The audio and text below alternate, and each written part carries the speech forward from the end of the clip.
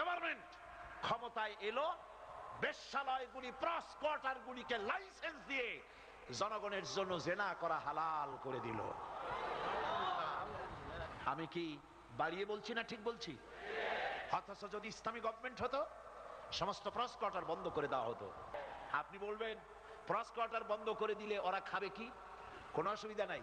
ইসলামী government যদি হয় তাহলে আমরা কি করবো শুনাই। ইসলামী গভর্নমেন্ট হলে সমস্ত বেশ্যালয় বন্ধ করে দেওয়া হবে, সমস্ত পতিতাগুলিকে উজু করাইয়া, গোসল করাইয়া, তওবা পড়াইয়া, গার্মেন্টস ফ্যাক্টরি বেশি করে বানাইয়া সেখানে চাকরি দেওয়া হবে।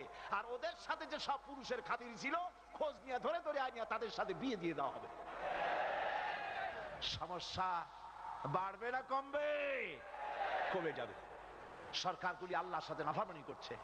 আল্লাহ পাক বলেছেন, ইন্নামাল খামরু ওয়াল মাইসিরু ওয়াল আনসাবু ওয়াল আজলামু রিজসুম মিন আমালিশ শাইতানি ফাজতানিবুহু।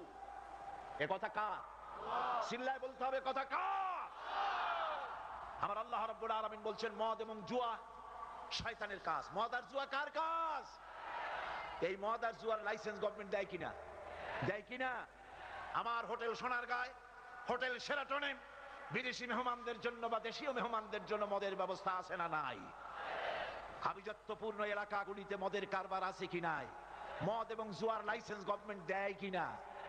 তাহলে প্রত্যেকটি গভর্নমেন্ট ক্ষমতায় আসতেছে আর আল্লাহর সাথে নাফরমানি করছে, বেয়াদবি